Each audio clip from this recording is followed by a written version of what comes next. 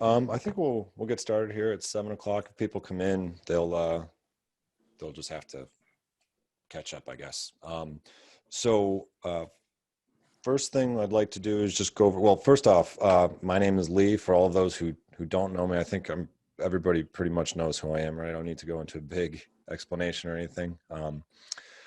So today or tonight, we will be talking about the British Army and their training throughout the majority of the 18th century. And just a few housekeeping items. What I'd like to do is, if you have a question during the presentation, please type it up in the chat so that we can keep track of it. I know sometimes we like to hold questions to the end, then we might forget them, but we want to make sure we hit everybody's question. So go ahead and type it in the chat, and then we will go back and run through the questions if there are any up there. So like I said, we'll be talking about the British Army and their training throughout the 18th century. Fit for Service is actually a book by J. Houlding. I actually have it right here. It is a fantastic book. It's got an enormous amount of information in it, and I highly recommend it for anybody out there who's interested in this topic. And it goes into an enormous amount of detail. One might say a little too much detail, and it can get a little dry. But I mean, it talks about the cavalry training in Ireland in 1723 and what everybody's doing. So, like I said, a huge amount of information. My goal tonight is to kind of condense a lot of that into our time period at Fort Niagara and what will actually be relevant to us at presenting the history that we present. So first off, how does this all fit? We're talking about British Army training and knowing how this fits into our organizational goals. I'm sure a lot of us have seen this before. This is the Fort Niagara Statement of Purpose.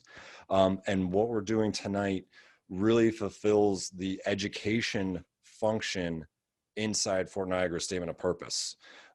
And when we know more, we can offer that to our visitors and we can give them a much more enriching experience when they come to the fort, whether that's us as tour guides, as volunteers, as interpreters, whoever it is. When we understand more, we can impart more to those who come and visit us. So that's what these trainings are really doing. It's another brick in the foundation of our knowledge bases. And so I'm sure it's been talked about in the other trainings, the other staff and guide trainings that we've done. But I just want to make sure that we're all on the same page of this stuff helps us achieve larger organizational goals, as we see here in our statement of purpose. Go ahead, come on. If the slide wants to advance at all. There we go. We went a little too far. Okay. All right. Our learning objectives. These are the things that we're going to be talking about tonight. We're going to talk about the structure of the British Army first. Then we're going to go into what does basic training actually look like for the individual men that join the Army. We're going to talk about the advanced training, so what they're going to go through when they get to their regiments. We're going to talk about something that Houlding, a phrase that Houlding coins called the friction of peace, and how that will affect training. We're also going to talk about American considerations, because this book dives into a huge amount of detail, but it stays pretty focused on the empire at large, in Ireland, in England, in Scotland, in the Mediterranean, in North America, in South America. So we're going to look at what concerns us in North America. And then we're going to talk about the takeaways, like what are we actually going to gain from this, and how are we going to implement that on the field when it's time to actually talk to our visitors.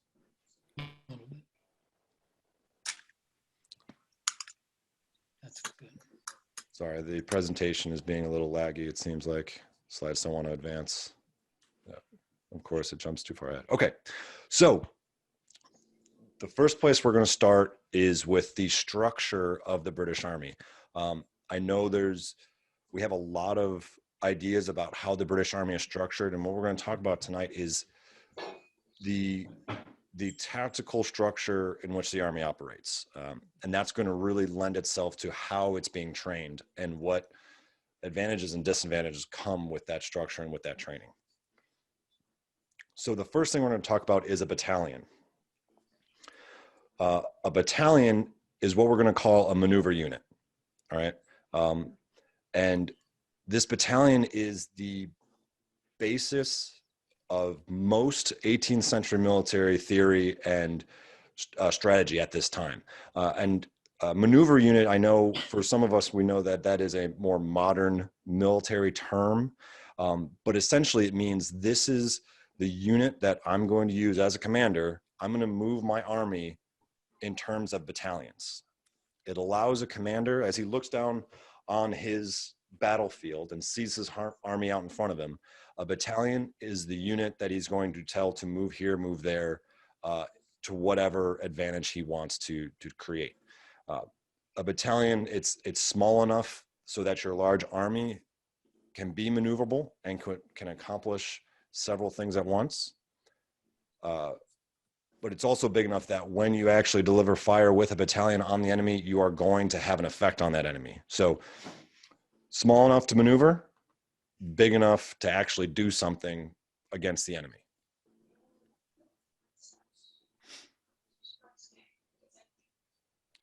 The next thing we're going to talk about is the Grand Division. The Grand Division is our fire unit. There's going to be 4 per battalion. And again, I know these are not terms that we typically think about or talk about, but these are very, very important when we're talking about the training and the tactical employment of the British Army.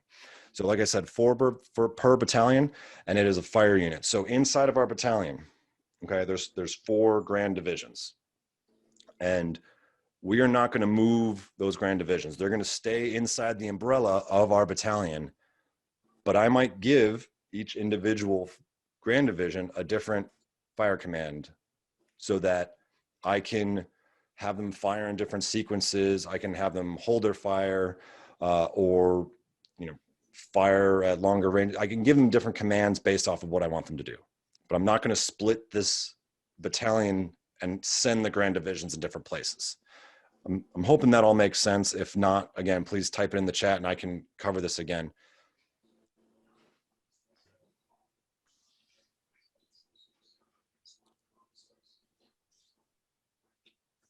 Sorry, I'm trying to make the slides not jump too far ahead all at once. Okay. So the next thing we're going to talk about is the regiment. And I know we're all very familiar with the regiment. That's normally how we speak about a lot of units at Fort Niagara. It's how we typically speak about units in the modern military. But largely, the regiment at this time period is administrative. It's not something that you're going to take on the field and take a hill. A regiment gains its tactical relevance when it is drawn into a battalion. Okay. So our regiment, like for instance, the 8th Regiment of Foot, nobody is going to tell the commander of the 8th Regiment to go do a task. But when they're talking about if I need rosters or lists or supplies, that's when they're going to refer to regiments. So again, largely administrative. A company is the division of a regiment. And depending on what time of the 18th century we're talking about, it's going to be about 8 to 12 companies per regiment. And that will vary based on world events. Is there a war going on? Is it peacetime? Is there funding to raise the strength of regiments? It all depends. And it's going to be, again, roughly 40 soldiers per company. Again, that varies depending on when in the century we're talking about. Is there a war? Is there money?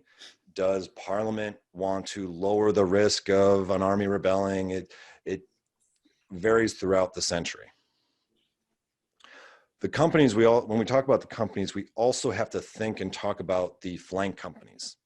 And by the time of our time period, at least for the British Army, we have the 1764 drill manual. that drill manual simplifies a lot of stuff. Earlier in the century, things are very complex and not for a really great reason. It's just a lot of disorganization. But when the 64 manual comes out, a lot of things get simplified.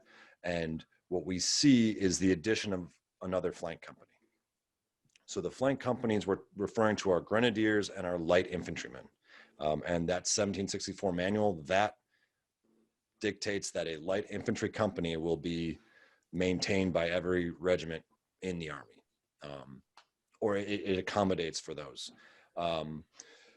So we have to remember about those flank companies. They are part of this administrative unit.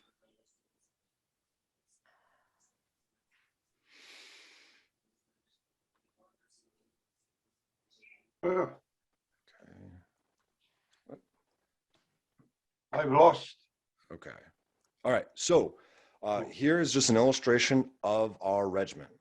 If you can see, we've got a regiment, we've got all of our companies in between here, and then we have the light and the grenadier company on either side of the regiment.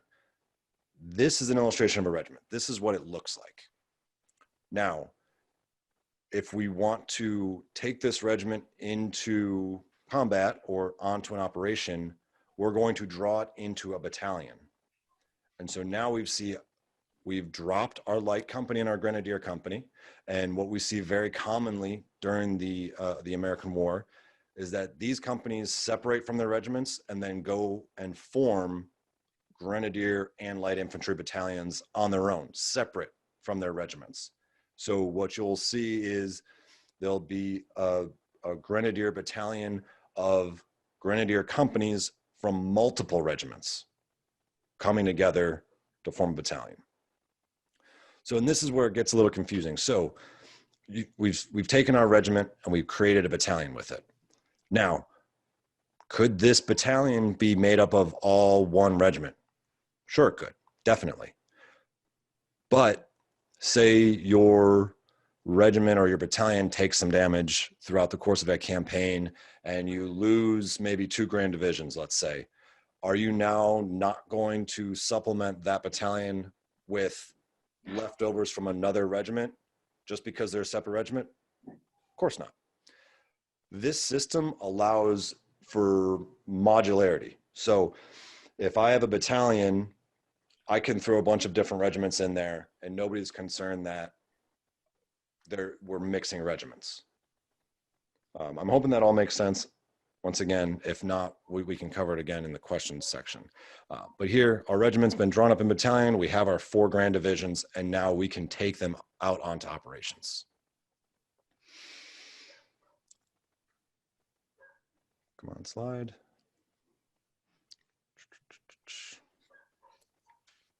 Okay, so now we're actually getting into the training.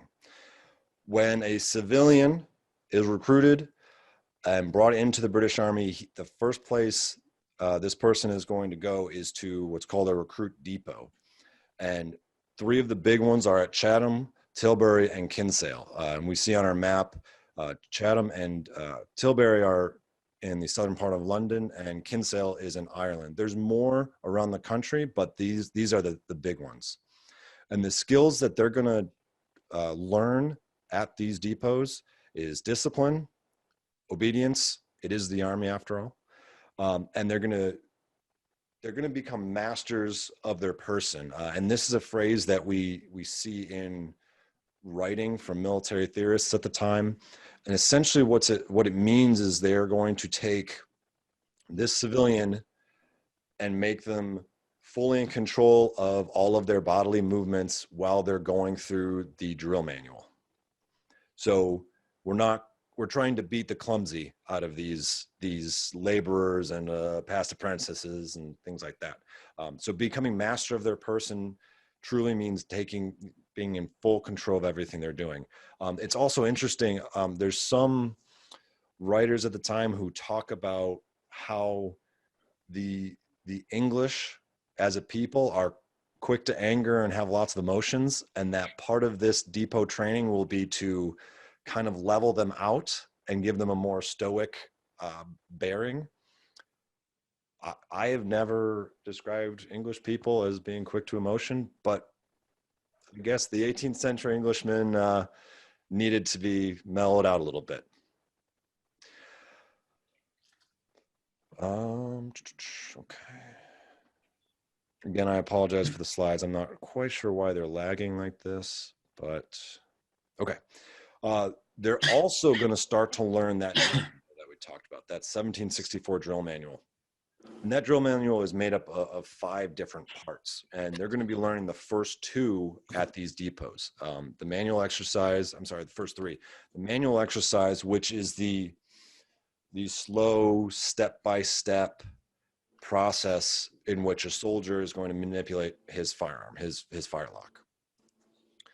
The platoon exercise is how a soldier is going to manipulate his firelock in combat.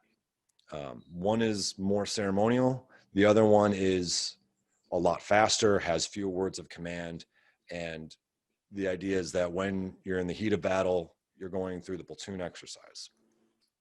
The evolutions, very simply, how is a soldier going to make his facings? His left face, his right face, his right about face.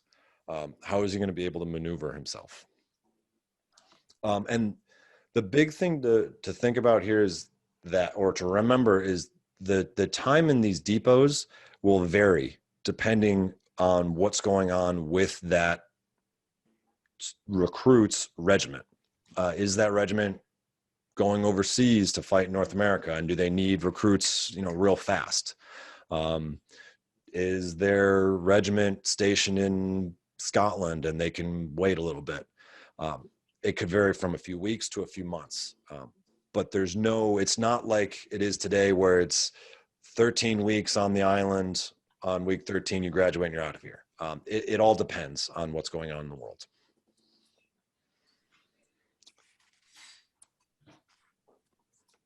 And again, waiting for the slide. Okay. The other big thing I want us to keep in mind, and we talked about it just a little bit. Basic training, when we talk about it in the 18th century and in terms of the British Army, it's not boot camp. Especially in the way we think of boot camp today in a modern context. The books on training the British Army or training the British soldier emphasize patience and being kind and understanding with new recruits so that they can absorb the information and process it and learn it. Now, what that actually means, coming from a lieutenant colonel who's writing about this to when it finally trickles down to the sergeant administering it, I don't know how much kindness and understanding actually got all the way down there, but who knows? But when we talk about basic training for the British Army at this time, what we're really talking about when the thing actually comes up is we're talking about training in the basics. All right. This is something that's going to go on throughout the soldier's career. It's not going to end when he leaves the depot. The depot is just making this soldier ready to go to his regiment and receive more training. That's what the depot's job is. Take a civilian, make him a soldier enough for him to manage himself in the regiment and in the regimental family or the system. So basic training never ends. So advanced training, what happens when our soldier actually meets his regiment and gets thrown in with his regiment? So what he's going to do is he's going to learn the 2 other parts of the drill manual. He's going to learn the firings, which are a sequence of commands on how your battalion is going to fire. Remember, we've talked about our battalion as a maneuver unit and our grand divisions as fire units. The firings portion of the drill manual focuses on how are we going to give those commands to our grand divisions, in what order and in what sequence are they going to fire in. The maneuvers are how is this battalion, our maneuver unit, how is it going to efficiently move around the battlefield? For the individual soldier, what that looks like is firing blanks a lot and marching even more. This is really training for the higher echelons in that regiment, the command structure. How is the captain and the major and the lieutenant colonel, how are they going to maneuver their battalion through terrain to react to enemy contact, things like that. So advanced training is definitely more working the muscles of the command structure rather than the individual soldier. I mean, it's exercising his feet and his hiking abilities, but not quite his mind a whole lot. Moving on when it wants to. Okay, so some of the events that we'll see some of the times we'll see advanced training happen is during field days and excursions. Field days are essentially 18th century reenactments, if we want to look at them in that way.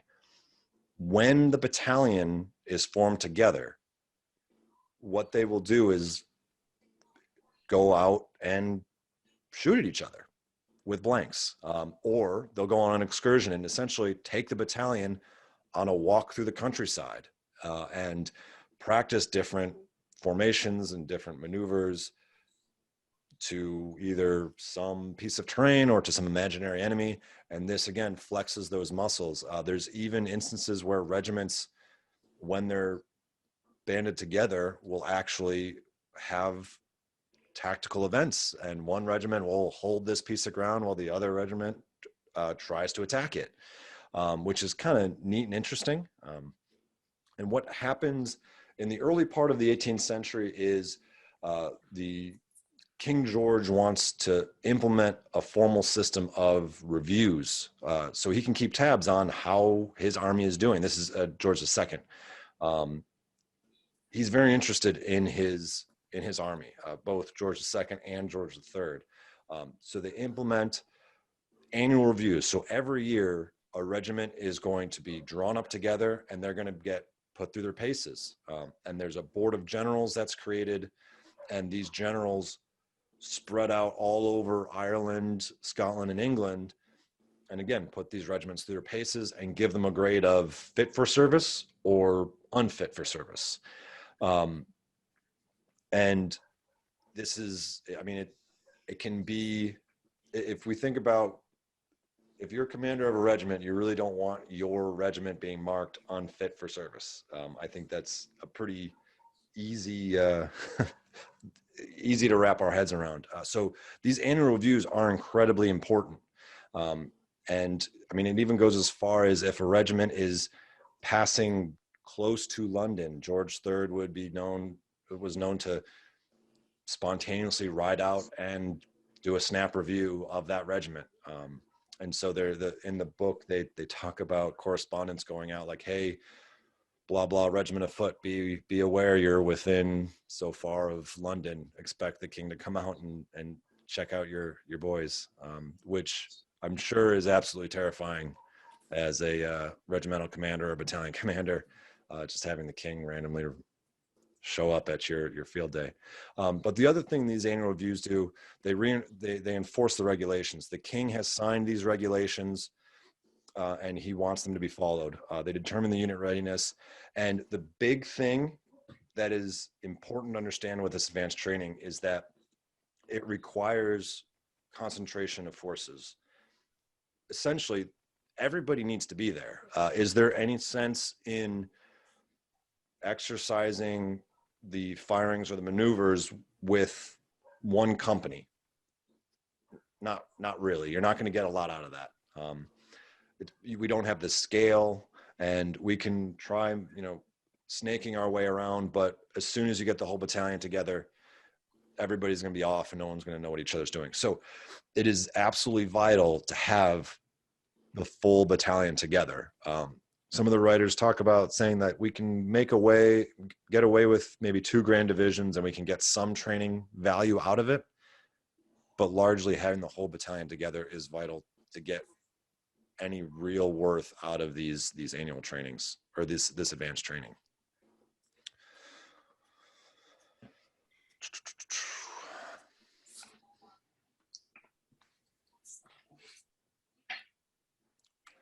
So the other thing we need to talk about is the officer training. As I'm sure we all know, at this time, the English Army and the English Officer Corps is made up of, or it's based on a purchase system, meaning that you buy your commission. And this is not something that the Georges, King George and the second and the third, were particularly fond of. But it was such a deep-founded institution. There wasn't much changing it by the time they come to power. So they maintain that system, but they do quite a bit of regulation of it, and they make very strict rules and customs for the buying and selling of commissions. But there's three main types of people who become officers in the British Army. It's the landed gentry, the people who have money and have political clout. These are people with titles and have whole political office, and they're the movers and shakers of English society. There's the lesser gentry, and this makes up the vast majority of British officers at this time. And these might be people who have some social standing, but probably not a huge amount of money. And then the third is going to be foreigners and prior enlisted. And I know we often don't think of prior enlisted officers as much of a thing in the 18th century, but it's more common than we typically think of. I know we all love Richard Sharp, and it's a unique scenario, but it's not as unique as we normally think. And so what does officer training actually look like? How do these guys become worthy of leading soldiers into combat? And essentially what it comes down to is it's not like today. There is no Sandhurst or West Point or Annapolis. There's no training. There's no official training for Army officers. So when you buy your first ensigncy, you're coming in as fresh as possible. So it's the school of hard knocks is really how these officers are learning their skills. There's a lot of books that are published during the time period. Symes, we've got Cuthbertson, a lot of big names with significant military experience write these books, and they're available for private purchase. So a diligent new officer hopefully would have read some of those books prior to getting to his regiment. There's also NCO mentorship. What might happen, or what does happen, is when a new officer comes to the regiment, they're going to get an NCO or a sergeant to mentor them and teach them all the things that they would have learned at the recruit depot if they had enlisted. So they're going to learn the drill manuals, the facings, the manual of arms, the platoons. They're going to learn all those things from somebody who's been doing it for years, not totally unlike today, or perceived like it's supposed to be today. So the other thing they're going to do is wait for the next bullets to come up. There's also going to be what are called gentlemen volunteers. And these are people who don't have the money to purchase a commission. So what they do is they actually join a regiment essentially as a private soldier.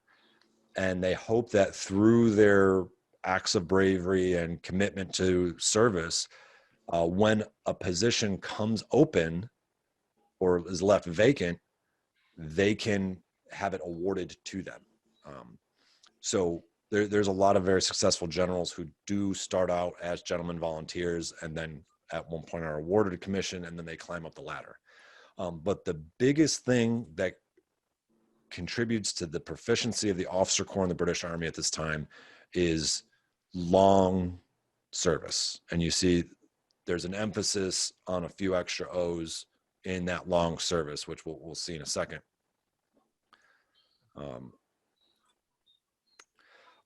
There's also promotion references. So if the way you move up in the British Army is there has to be a vacancy. So if you're a lieutenant, the only time you're going to be able to move up to captain is if there's a captaincy either in your regiment or in another regiment that is open, and you are the senior lieutenant, you get first option to buy. And then if you can do it, you buy it. But if you are incompetent and you cannot do your job well, you will be passed over. That first option to buy will go to somebody else. And that there's, in the book, Houlding gives several examples of officers who are very upset because they get passed over because they're deemed as not worthy to move up. So what that does is it keeps kind of the refuse down at the bottom of the food chain and allowing the competent soldiers to move up. And now, obviously, in a purchase system where you have very strict hierarchies, that can get sidestepped a little bit if you have enough political clout and enough money. But largely on the whole, poor officers are kept at the lower, less impactful levels of leadership. And what you see here on the right by our picture of our officer, this is, whenever the title comes up, this is a chart of years of service before attaining that rank. So yeah, average number of years of service from first commissioning. And we've highlighted our specific time block here from 73 to 85. You'll notice that a lieutenant, by the time that officer is purchasing a lieutenancy, he would have been in the Army for 10 years. By the time he's a captain and potentially a company commander, and a captain could potentially be in command of one of those grand divisions, 16 years of service. And then it goes right on. Major has 20 and a half years, and a lieutenant colonel has roughly 30 to 28 years of service. So by the time these men are in positions where they can make impacts on the battlefield, they have decades of service potentially. So these are not what we often what can often be, people often say are these buffoons that are buying their way to the top and running amok. That's not what's happening at this time period. These are very experienced, by that time, well-trained and well-versed officers commanding these tactical units.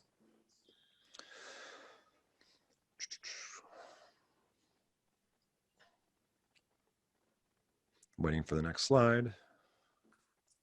Okay, so friction. When we talk about friction, I'm sure we all know the scientific term for friction. I'm sure Toby could read it off like a definition. But when we're talking about friction in terms of warfighting, and I guess actually in science as well, friction is the clash of two opposing wills. Now, this is a modern definition from Marine Corps Doctrinal Publication 1, Warfighting. But I think it's absolutely the base explanation of what the heck friction is. Whether those two opposing wills are man versus nature, man versus man, man versus society, whatever you want to describe it as, friction makes things difficult. And so Houlding coins the phrase friction of peace, because we think the British Army, or if an army's wartime function is to fight and win battles, then the peacetime army's function must be to prepare for combat. So in peace, I mean, in war, there's a lot of friction, the terrain, the enemy, all sorts of stuff. And we think when peace comes around, oh, well, it should be easy to accomplish that goal, right? Unfortunately, for the British Army, that is not the case. The peacetime British Army has a few additional tasks that are thrust upon it at this time. So at the very beginning of our period, at the end of the French and Indian War, 1763 or 7 Years' War, England has this enormous empire that they now have to garrison because it was all taken by force, and at some point it's reasonable to assume it'll have to be defended by force. So garrisoning this new empire is incredibly important. And at the end of the war, the British Army is only about 45,000 men strong. That is incredibly small. And there's a lot of reasons for that. It's a very English idea to not trust a standing army. I know we often learn about that when we learn about the Constitution in school, but that is a very English idea. So civil authority wants to keep the army small for the idea of keeping everybody free, but also it's cheaper. And really in England, the real authority and the real powerhouse of England is the Navy. So the army can stay small. So again, only about 45,000 men to garrison an empire that stretches from North America to the Sugar Islands, out to India, parts of North Africa, into the Mediterranean. Huge landmass, tiny army.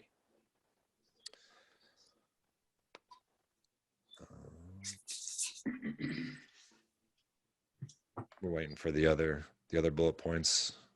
A third, by 1775, a third of that army is serving overseas and doing that garrison duty that we were just talking about. The other thing that has to be done is sea duty. The Royal Marines at this time are made up of independent companies, and they are not sufficient to man the ships at sea. So what we also see is the Army having to put on their sea legs and go out to sea for a tour aboard ship, which again is not something we normally think about, but that's almost just like another duty station for these guys that are already stretched incredibly thin.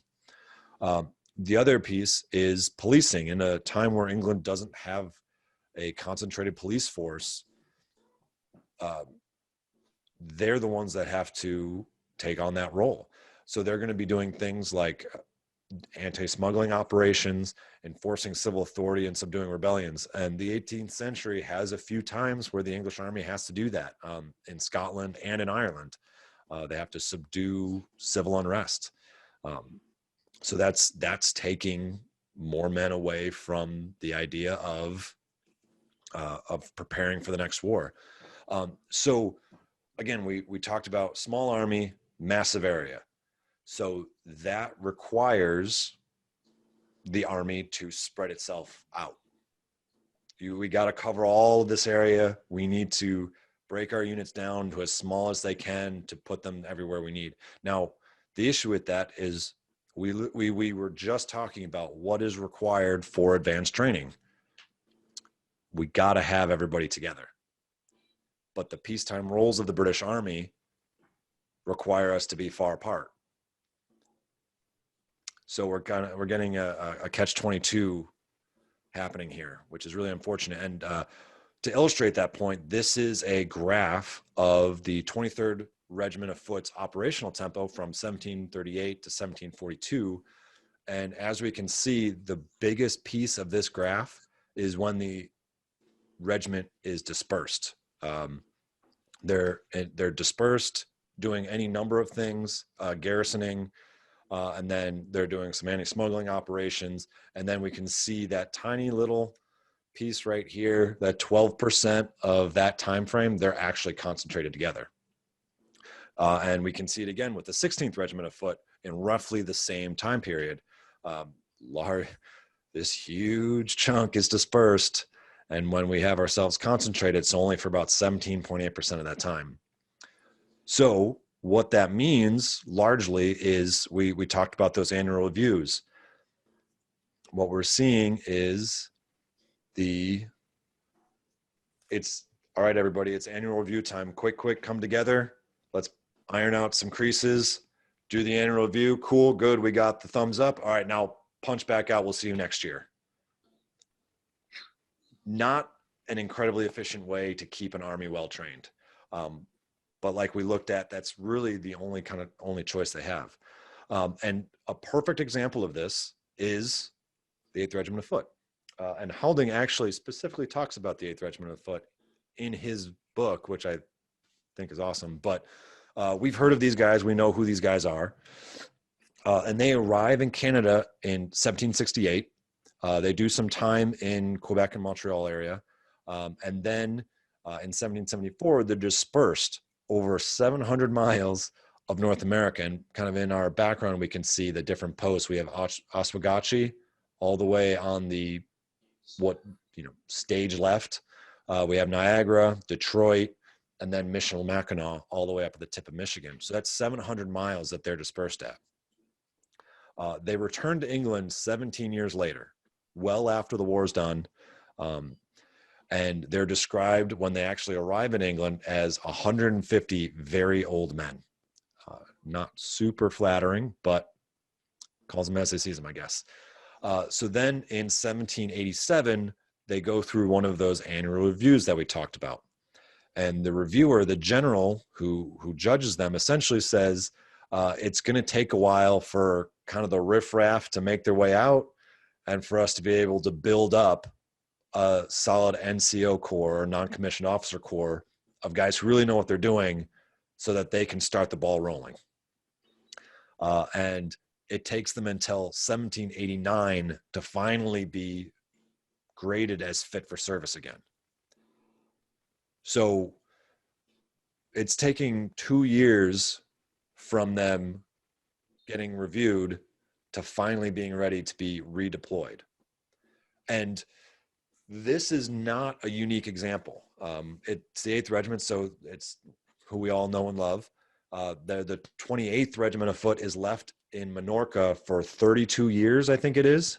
From there, they go to Gibraltar for 7 years.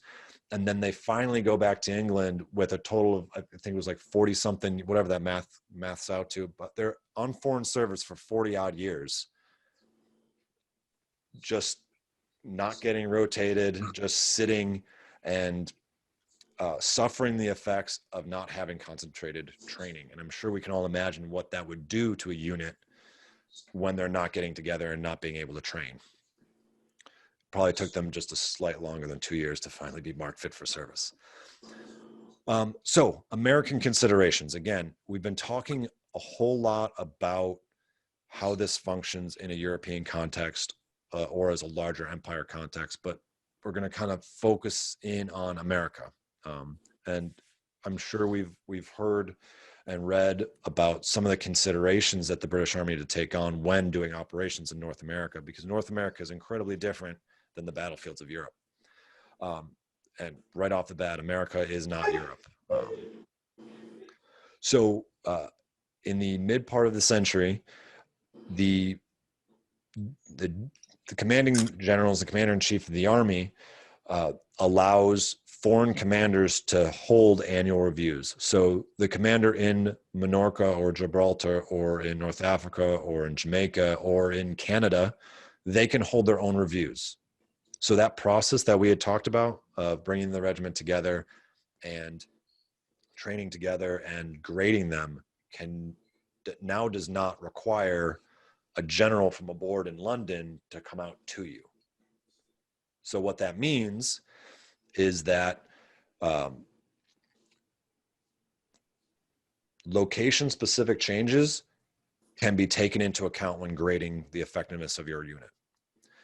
And I'm sure if we take a look at some of the soldiers in the background, in our background painting here, they've done some modifications, both in their uniforms as well as in the style in which they're fighting. So these differences and these kind of deviations off the norm are now being reviewed and graded as not just as being different, but are they effective? Because the local commanders know what is needed in the location that they're at. Somebody in London may not. So technical differences that we see in North America specifically come from there's a lack of a disciplined enemy, especially in the beginning part of the war.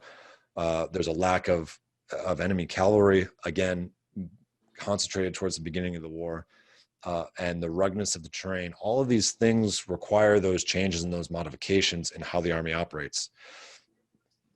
And once again, the biggest thing to remember is the system that we've been talking about is being implemented in the same ways. Our rubric has changed, though. We're using the American version of the rubric, if that makes sense. And one person I'd like to highlight real quick, because again, he's specific to us, is Mason Bolton. I'm sure we all know him, the commander of the 8th Regiment. He's a lieutenant colonel of the 8th Regiment until Halloween happens. But prior to purchasing his lieutenant colonelcy in the 8th Regiment of Foot, he's with the 9th Regiment.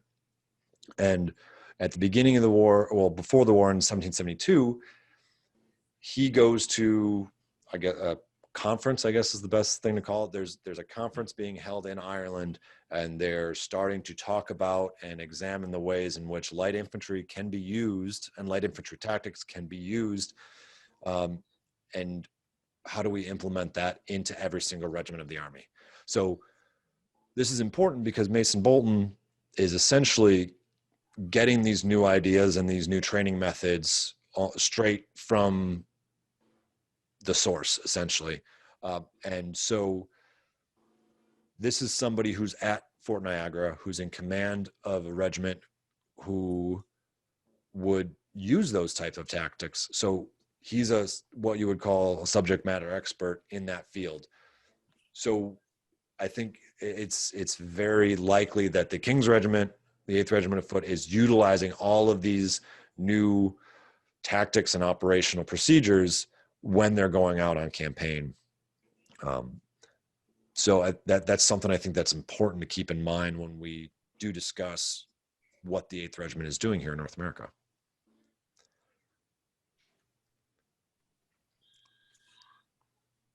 Again, just waiting for this slide to change.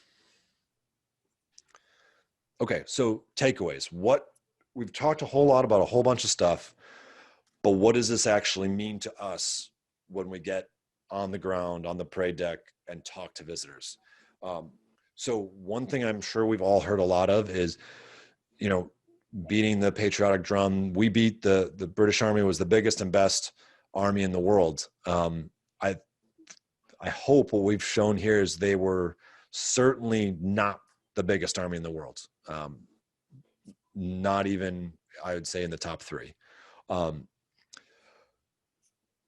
The training, when it did happen, was very good and very fruitful. Like we talked about, that friction of peace made it difficult to get solid training hours in. Waiting for our next point.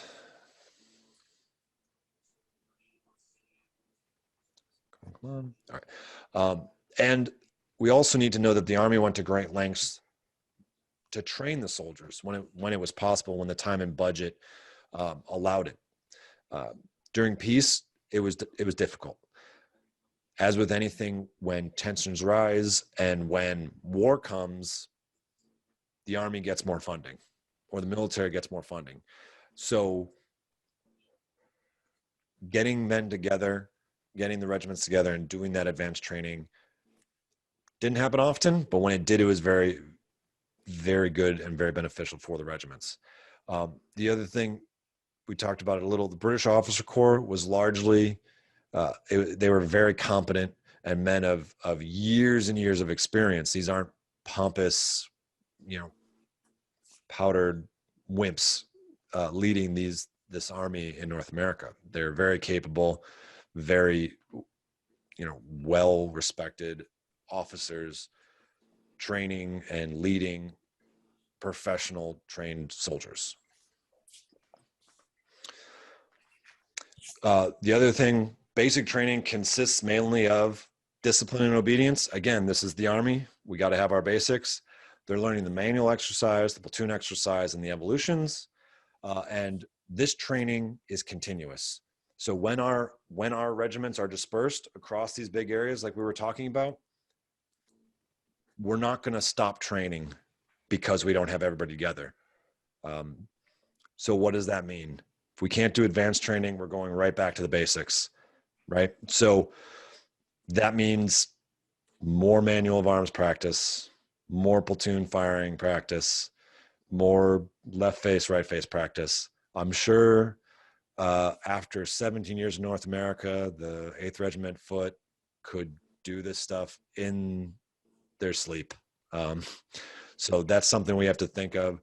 That's especially true. I know when we did this for the interpreters, it was let's get out there and practice our 64 manual because that's what they would have been able to do. So the advanced training consisted of perfecting the basics, getting everybody in time together, doing the firings and the maneuvers, again, marching a lot, firing a lot, but really exercising those officer critical thinking muscles of how they're going to maneuver their units. Exercising, advanced training, you need to have a concentration of forces, otherwise you're not going to get any training benefit out of it. And troops in America underwent special and unique training and had changes to their uniforms and their equipment to prepare for operations in North America. But once again, they're following the same system of training and reviewing and utilizing these new implementations in that training and reviewing. So now we will, if anybody has any questions, I'll pull up our chat box somewhere over here, maybe. Well, I guess if anybody has any questions, you can just go ahead and unmute yourself and we'll bottom of your screen. Talk about it. Yeah. Lee, bottom of your screen. Bottom of the screen. If you run your cursor down, sometimes it'll open up the chat. Nope. I'm sure it's exactly what you're saying, Jim, but I'm not saying it. Suzanne's going to show me where it is. There it is. Oh, right there. Okay, cool. Sorry about that. All right. Close that window. Okay. Realizing that the numbers vary depending on staffing and location, could you give an idea of the numbers of troops per type of unit? So that varies a bit. We know that the King's Regiment, when they came to North America, they had, if I'm remembering correctly, about 390 something men. When you're reading about the establishments per regiment, especially in Houlding's book, they get different numbers. And I couldn't really tell you why that is, like why the King's Regiment gets 390 odd, while the 16th Regiment's allotment is 410. But it also depends, again, on when we're talking about. As the century goes on, regiments are added. We talked about the light infantry companies being added. And even as the centuries go on, it will ebb and flow based on wartime needs or peacetime wants. And I wish I could give you a better, more solid answer, but as with a whole bunch of stuff, it depends. But if we want like a rough answer that we can tell visitors, I would say the safest answer would probably be between 375 and 410 for a regiment.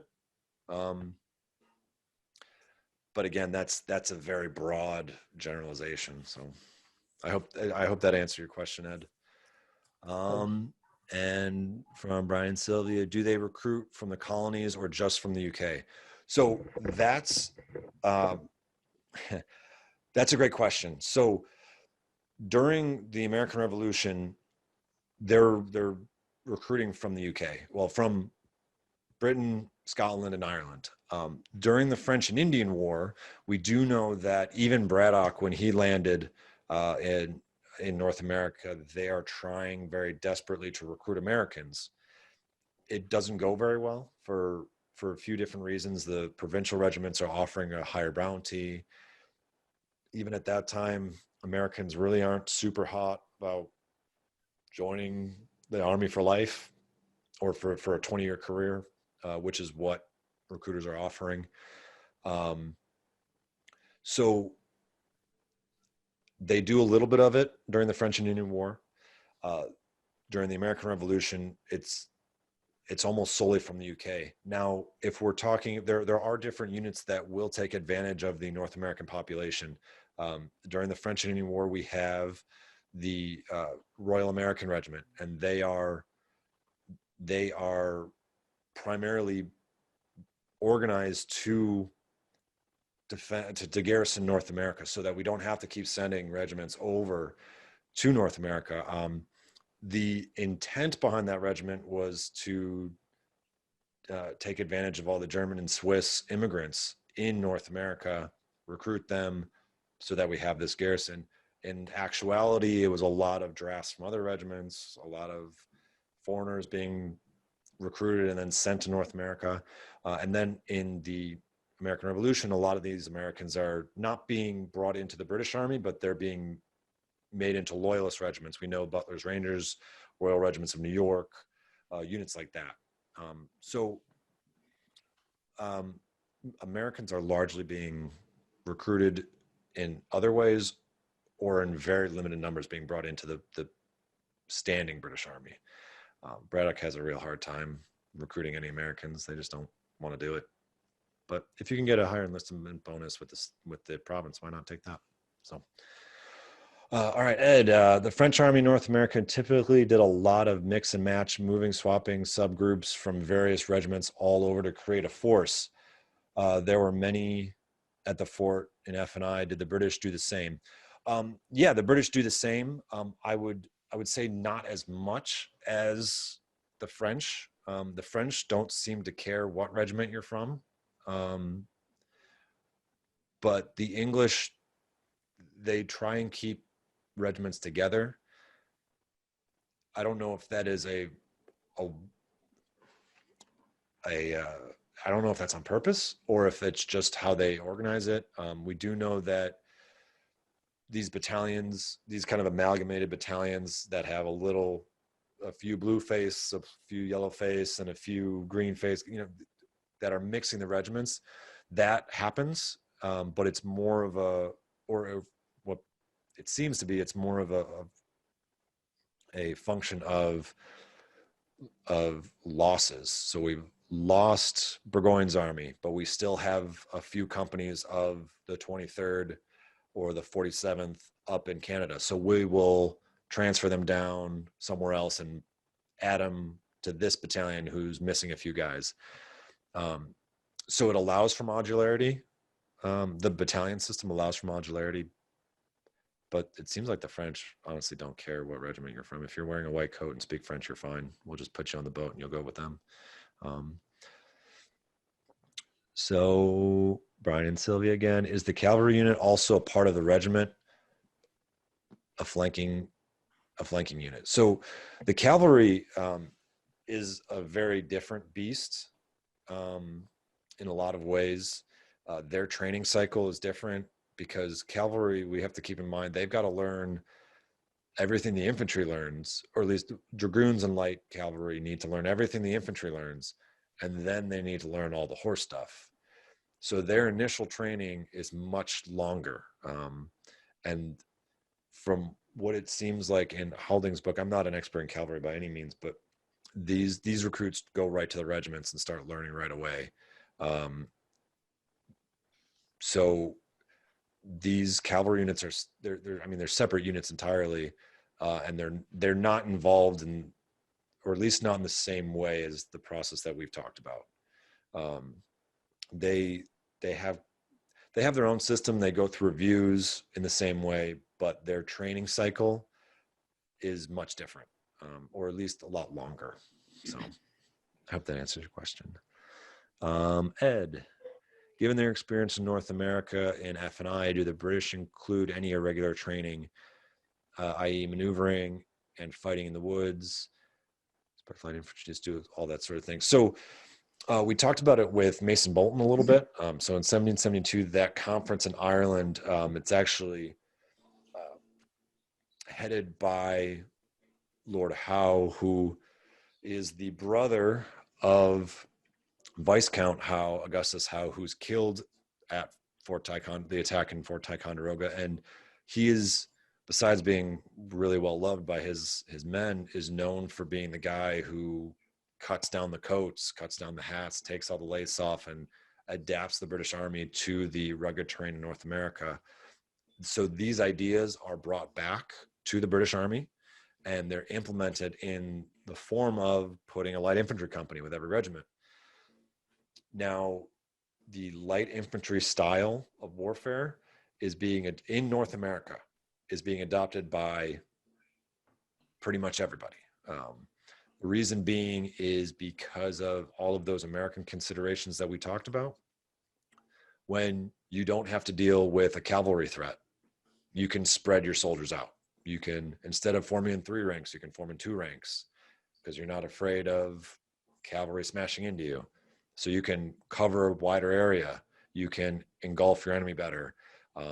If your enemy isn't disciplined, a disciplined force, you can shoot 2 shots and then run right at them.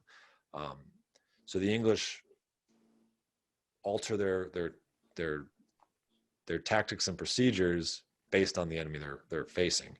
In Europe, they're not going to be doing those same things. They're going to be fighting in the more traditional linear style that we often think about. So this training is being filtered down to everybody. Everybody's doing this. The light infantry, the grenadiers, the battalion, the regular battalion companies are doing all of the, what we would call light infantry style of warfare. Do you think the biggest takeaway what do you think the biggest takeaway for guides taking public? So I'd say the biggest takeaway, and what I hope I've been able to communicate is, I know in my experience, I've had the public asked how the British soldiers are trained. And I'm hoping that this gives us a bit of a framework to be able to tell them, well, when they join, they do this, and then they do this, and then they do this. I hope that's come across.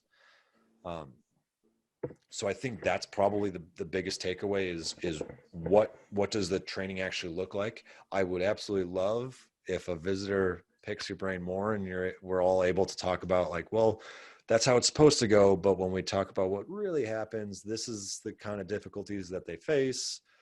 And when this is happening, this isn't happening. So knowing the framework and then knowing how the real world affects that framework, I think is hopefully would be the biggest takeaway.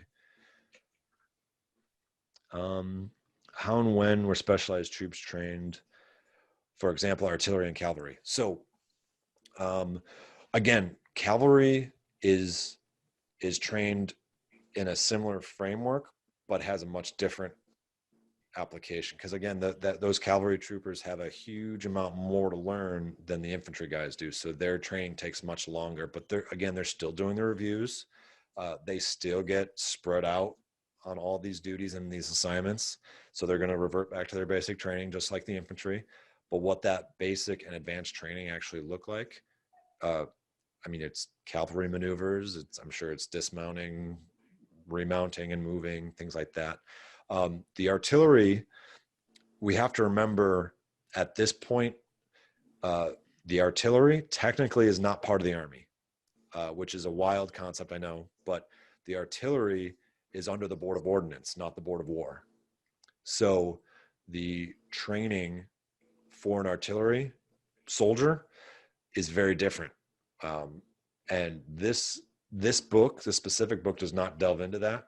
And I myself haven't done a whole lot of research on the training, but we do know artillery officers go to a formal academy, a military academy at Woolwich, and they learn their trade there.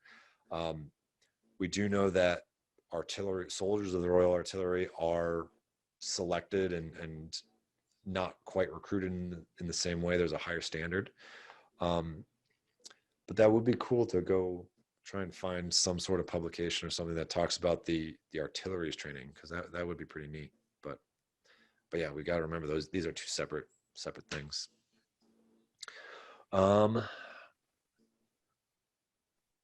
What frontage would a battalion expect to cover in Europe versus North America? That is a very interesting question. I I don't know. I don't think there's they don't mention any sort of specific area or frontage that they're supposed to cover. But again, what we do know is that when we draw up a battalion, traditionally a battalion is going to be drawn up at close order, 3 ranks deep. So that means, about 6 inches ish between each soldier, 3 ranks. But in North America, that is being spread apart. They're forming in 2 ranks. We know in Canada, they are reviewing, the Canadian Army is being reviewed, formed at 2 ranks instead of 3. They're also going into what's called an open order, which can be 3 open orders, sometimes 6 feet apart. So I think what's more important to think about than actual footage that they're covering is more than that is what is important is they are able to fit the container that is presented to them, if that makes sense. So if you have a huge open field, that battalion could cover that. If it's tighter conditions, that battalion could still cover that, rather than thinking of this like, all right, we have our battalion here, and now where can they fit in the train? It's more of we have our battalion, and what can we do with the room that's given to us? I think that's a better way to think about it. So I hope that answers your question. I'm sorry. I wish there was a better, like, more solid answer, but that's not really how she goes. Yeah, there's lots of terminology. Is there any terminology that I've been using that hasn't been translating well or hasn't come across? I mean, we've come to the end of the chat now, so if anybody wants to unmute and ask a question or say anything, by all means. Yeah, Lee, Yes, Toby. I've got some comments. Number one, you mentioned, and Elaine and I stress it when we do tour guide training, that a good tour guide just doesn't learn what's in the tour guide book that we give them. It's go well beyond that, exact for the reason if a tourist or whatever asks you a question, well, if it wasn't in the tour guide training book, you look like a jerk. But if you've gone beyond that, and it also gives you some insight, how you can maybe solve some questions, even if you don't know the answer, you can say to the person, well, this might have worked here and that might have worked there. The second thing, your presentation was great. You told us at the beginning what you were going to tell us. Then you told us. And then with the takeaways, you told us what you told us. And I think that was really good. And I've read both of, well, Hate's got 3 books. One about Roger Lamb, I think, is the soldier's name. And then he's got 2 other books, one specifically training British for North America. So what you've talked about is really good, tying those other 2 books together. So good job. Thank you, Toby. That's what happens when you're a retired teacher. Yeah. All right. Well, if nobody has any other questions, I think we'll call it a night. And at any point, if anybody has any questions, by all means, or anything they want to, I mean. Excuse me, Lee, can you hear me? Yes, I can. Who's that? I had John Walsh. I tried to put this in the chat box, but it somehow didn't work for whatever reason. Can you give me any background information on the author of the Fit for Service book? Houlding? Yeah. To be honest, I don't know. Is he Canadian? I really am not sure. I would assume he's English. Okay.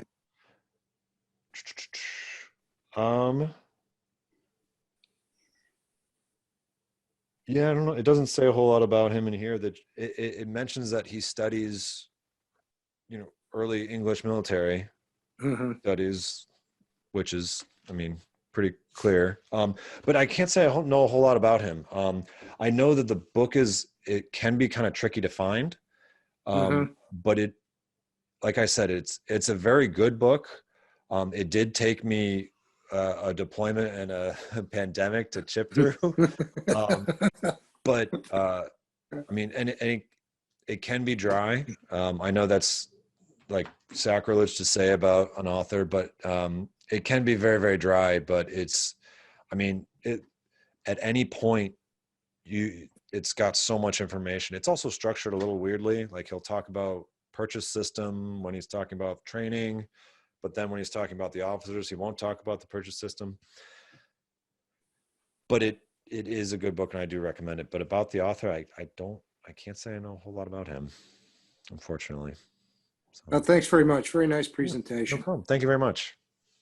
Lee, I've got a question for you. Yeah. So we're talking about Fort Niagara, and I know that you have a personal happiness with the 8th Regiment of Foot. Yep. Would you say that that was like a premier regiment for the time period of the Revolution at Fort Niagara? Or what other regiments do you think were active here? So we do know that in particular 2 regiments are considered the best regiments in the British Army, and that is the 23rd Regiment of Foot, the Royal Welsh Fusiliers, and the 33rd Regiment of Foot. And that is Lord Cornwallis's regiment. While he's a general in other places, that is his regiment, so he oversees that. And those 2, and Roger Lamb in his diary writes that those are widely considered 2 of the best regiments in the British Army. Where the 8th falls into that hierarchy of premier units, I couldn't really say for sure. I do know, I mean, in some ways you could say, and someone could say that they're sidelined through the whole war by being thrown out on the lakes. I think that's a little unfair to say. I think they actually do some pretty cool stuff. But like you said, I'm a little biased. But we do know that at some point, Haldeman, I can't remember who he's writing to or who he's saying it to, but essentially it comes up about rotating the 8th Regiment or moving them somewhere else. And again, either Haldeman or the person he's writing to says like, we probably shouldn't, because they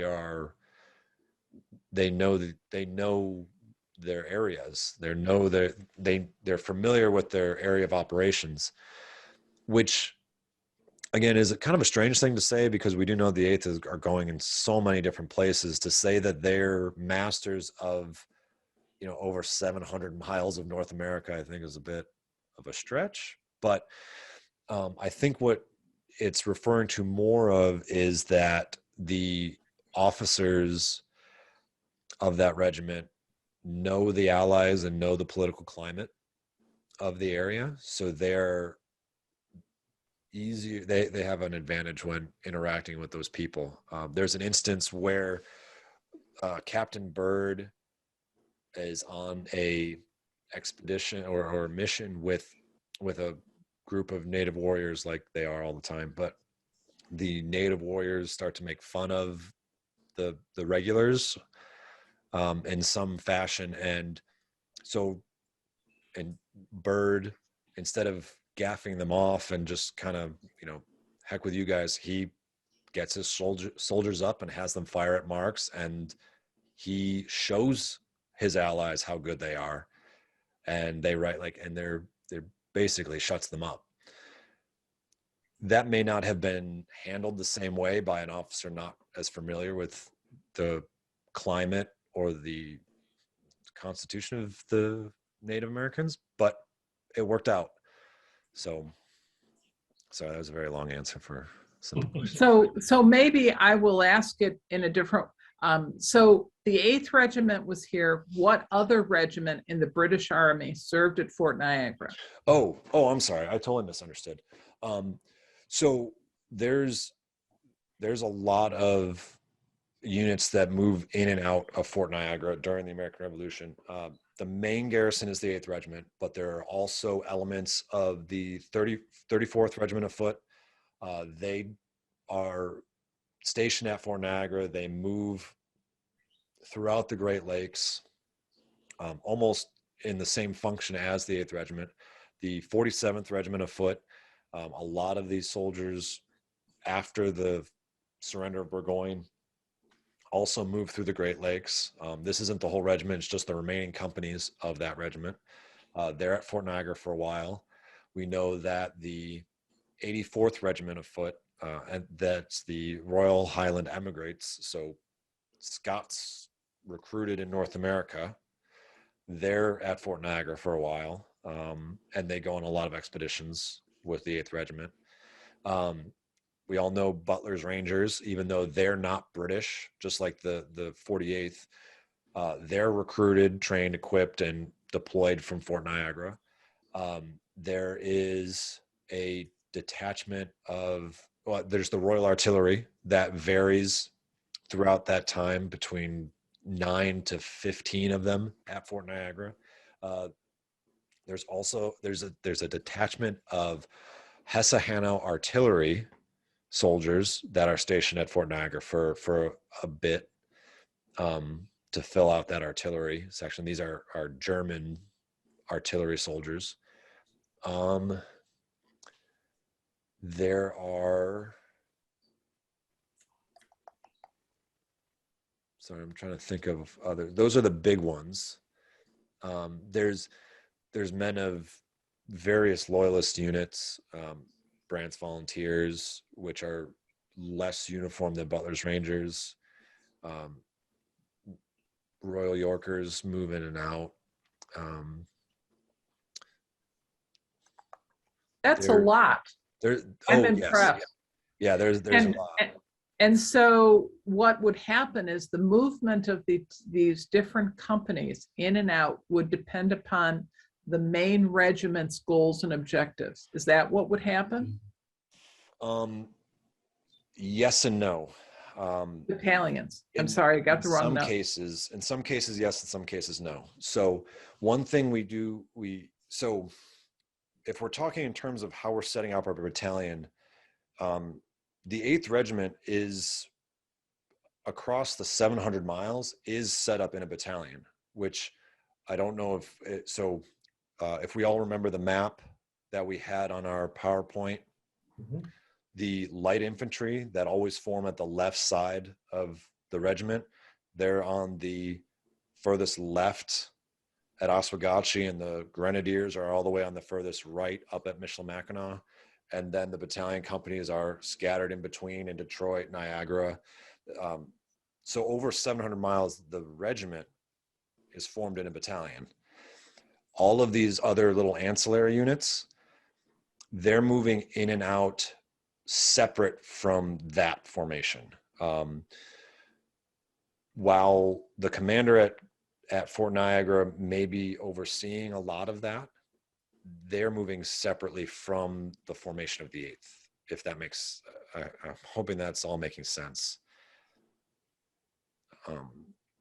So like the 34th, they're doing their own thing. Or different elements are doing their own thing. The 84th, they're doing their own thing. Butler's Rangers is doing their own thing, but you'd always expect that.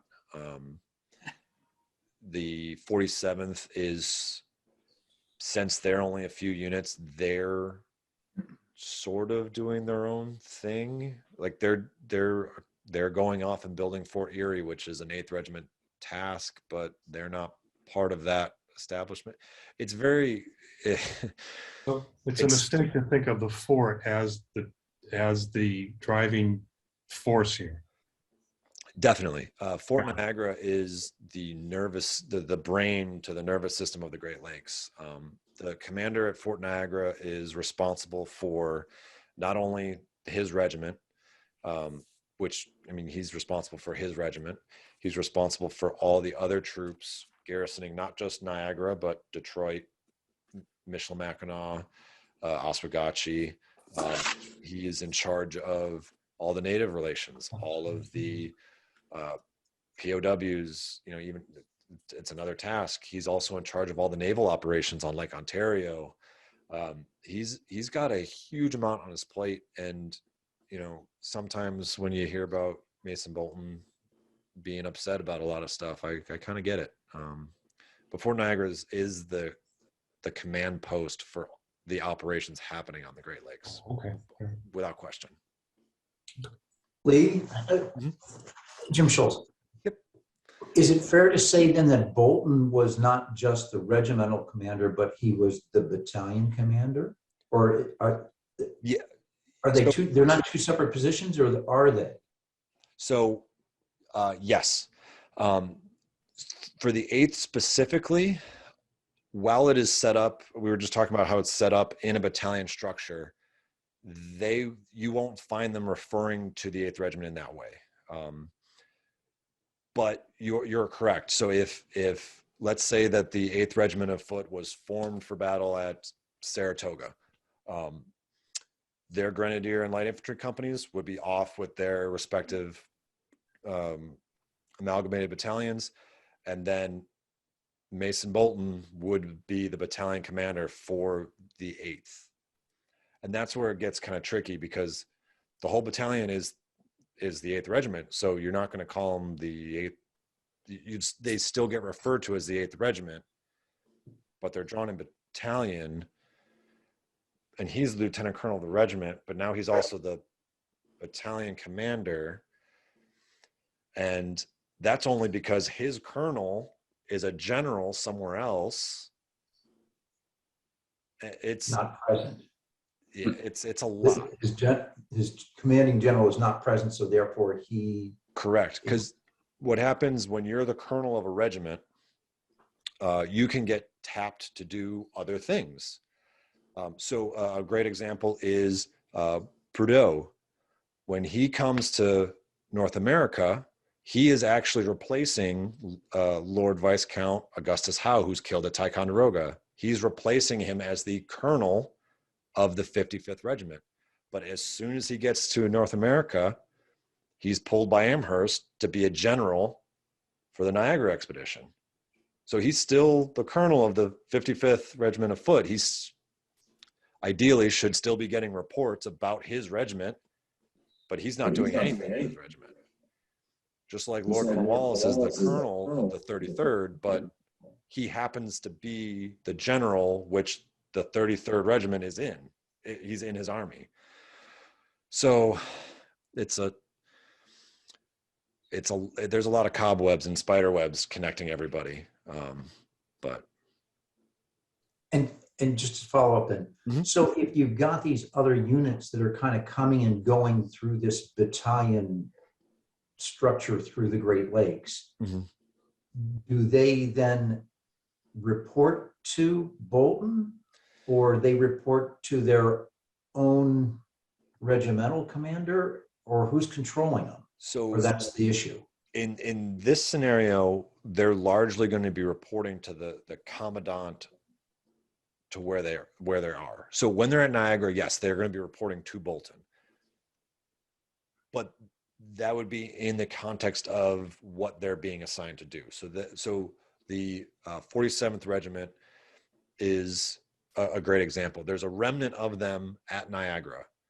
Their colonel, who's actually Haldeman, their colonel is telling them, hey, this is your task.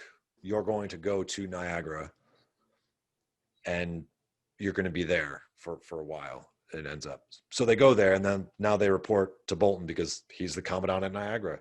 If they had gone to Michilimackinac, they'd go there and, hey, now we're here. Here's our instructions. Now something could come along, as it does later, to say, Haldeman says 47th go somewhere else. Like, good to go, boss. So it depends on where they get attached to. And that would happen out in the field as well. Your battalion or this regiment gets attached to this army. Your general might be somewhere else, but you are following the commands of the commander of that force.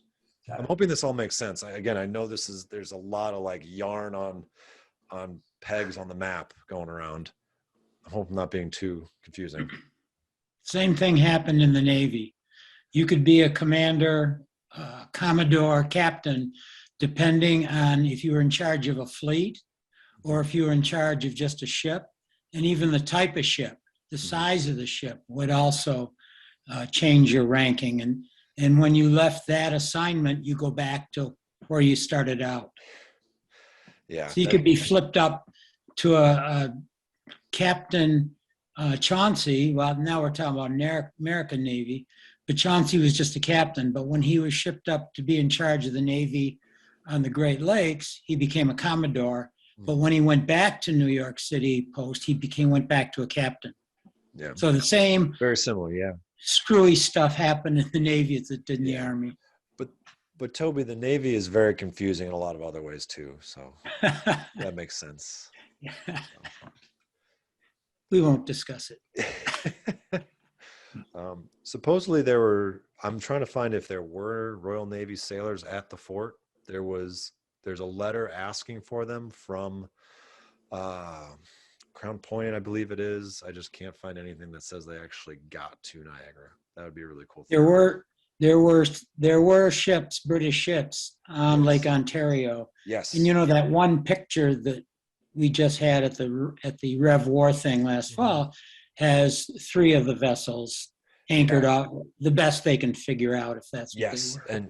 And I've done some research on them, and it's very interesting. I just don't, from what I've seen, I don't think any of them are crewed by actual like Royal Navy sailors. After the French and Indian War, the British hired a lot of French sailors to sail their vessels. I found a thing that it was a great letter to Haldeman for the crew of the Seneca, saying that they want to get paid they want to get paid the same as everybody else, even though they're French and Catholic, which I thought was pretty fantastic. And LaForce, who was the French captain of the Iroquois, which was a French ship, he was commanding, and I can't remember the name of which one it was, a British ship after the French and Indian War. Well, because they knew the lake. If you just ship over a bunch of British sailors who have been out on the ocean and now they're stuck on Lake Ontario, why not get someone that knows where everything is, so you don't drive the ship aground? Because there's a lot of rock. Catholic. Yeah. So yeah. All right. Well, I don't want to take. I could talk about this for the rest of the night. But if anybody has any other questions, or if anybody doesn't have any other questions, I think we'll call it a night. Say hi to Susanna for me. Hi, Toby. There's just one more question in the chat, Lee. Oh, is there? Which I think is very important. It's asking from Ed Nixon, do we have a library for tour guides to look up books like this? If not, can we set one up? I mean, there's books up in Interp. I know that Glenn's got a library by his desk. I can't speak for him, but I don't see why he would have any objection. As far as setting up like a tour guide library, I mean, again, I don't want to step on anybody's toes, but I'm sure Erica would love to set up something like that. We've talked about it. Yeah. Ed, I can give you a list of Revolutionary War books. I wouldn't want to see us do, multiple libraries. If we have one, as long as it doesn't bother anybody, if we occasionally look and see if there's something in it that we can look at, either there or take it home with us temporarily and leave you a note, that would be sufficient, but it would be helpful to get more information like this. But I wouldn't want to set up a separate one if we have one already. Yeah, I mean, I know the Interp one is specifically for the Interp guys, but again, I don't think there'd be any problem with any of the tour guides checking stuff out. I mean, that's a Glenn question. I don't want to lend out his toys, but yeah. All right. Awesome. Great job. Fabulous. Thank you, everybody. Thanks, I Lee. hope we had a good time. Yeah. Good job. Thank you. Have a good night, everyone. Right.